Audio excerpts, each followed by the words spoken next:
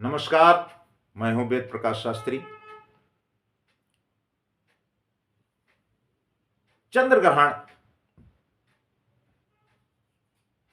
के दौरान भूल कर भी न करें यह काम, चूंकि कई वर्षों के बाद ऐसा संयोग बन रहा है।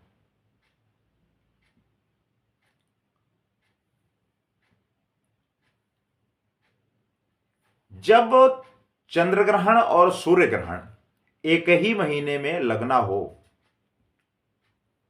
तो उसके कुछ अलग परिणाम आते हैं। इस साल अक्टूबर 2023 में ऐसे ही अद्भुत संयोग बने।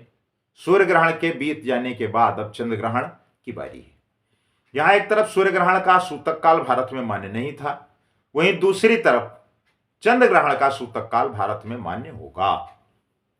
ज्योतिष शास्त्र में इसे एक अशुभ घटना माना जाता है।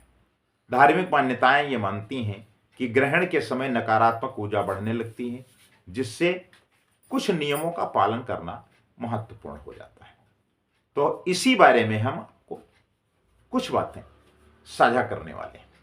इस साल 2023 का अंतिम चंद्र ग्रहण 29 अक्टूबर 2023 को रात 1:06 पर शुरू होगा और सुबह 2:22 पर खत्म होगा। भारत में ग्रहण की कुल अवधि 1 घंटा 16 मिनट होगी। यह ग्रहण भारत में दिखाई देगा और इसका सूतक काल भी यहां मान्य होगा। ग्रहण से पहले लगने वाले सूतक काल में पूजा पाठ करने की मनाही होती है। इस दौरान देवी देवताओं की मूर्ति को छूना भी मना होता है। भारत के अलावा यह चंद्र ग्रहण Nepal, Sri Lanka, Bangladesh, Pakistan, Afghanistan, Philippines, Thailand, Australia, Japan और इंडोनेशिया जैसे देशों में भी दिखाई देगा। इस साल का पहला चंद्र ग्रहण वैशाख पूर्णिमा के दिन 5 मई 2023 को लगा था। यह ग्रहण भारत में दिखाई नहीं दिया था। अब आप समझ लें कि सूतक काल क्या होता है। मान्यता है कि सूतक काल के दौरान प्रकृति संवेदनशील हो जाती है, नकारात्मक ऊर्जा के बढ़ने का खतरा बढ़ जाता है।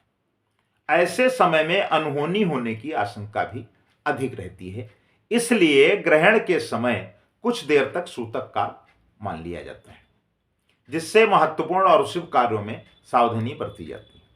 शास्त्रों में भी सूतक काल और इसके नियमों के बारे में बताया गया है।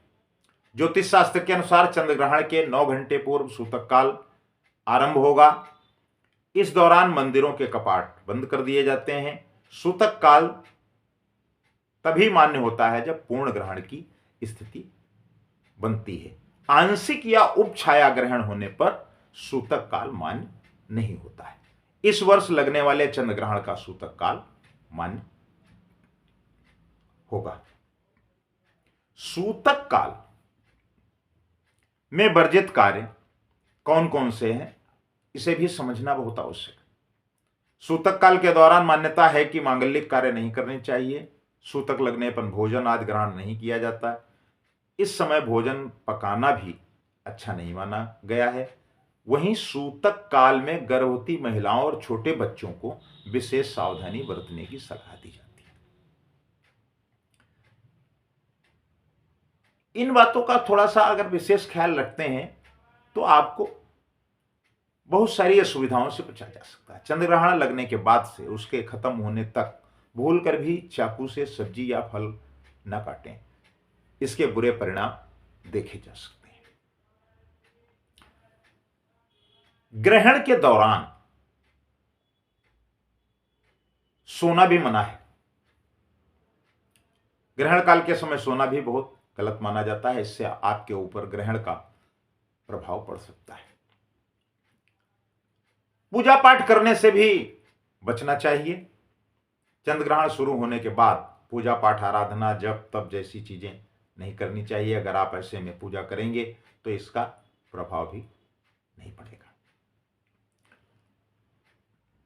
भोजन ग्रहण न करें। ग्रहण काल में भोजन करना वर्जित है। भोजन सेवन से ग्रहण का बुरा प्रभाव आपके ऊपर लग सकता है। अब चंद्र ग्रहण का धार्मिक कारण क्या है? हमारे ज्योतिष शास्त्र के अनुसार सूर्य हो या चंद्र ग्रहण हो, शुभ नहीं माना जाता। पौराणिक मान्यताओं के अनुसार समुद्र मंथन के दौरान अमृत निकला था, जिसे लेकर देवताओं और असुरों में काफी विवाद हुआ। तब भगवान विष्णु ने मोहिनी रूप धारण किया और असुरों से अमृत लेकर देवताओं को अमृत पान कराया। यह बात स्वरभानु नामक जो असुर को पता चली तो उसने देवताओं का रूप धारण कर देवताओं की ही पंक्ति में बैठकर अमृत पान कर लिया। यह बात सूर्यदेव और इंद्रदेव को पता लग गई और मोहिनी रूप रखकर भगवान विष्णु को अवगत कराया। भगवान विष्णु सुदर्शन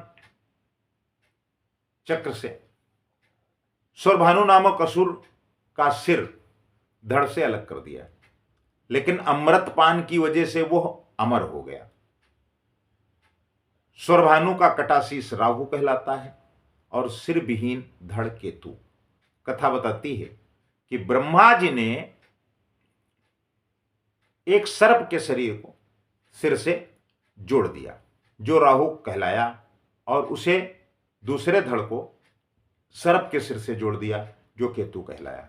सूर्यदेव और चंद्रदेव ने स्वरभानु का भेद भगवान विष्णु को बताने पर बदला लेने के लिए राहु और केतु सूर्य और चंद्रमा को निकल लेते हैं, लेकिन किसी का सिर और धड़ न होने की वजह से कुछ समय बाद मुक्त हो जाते हैं।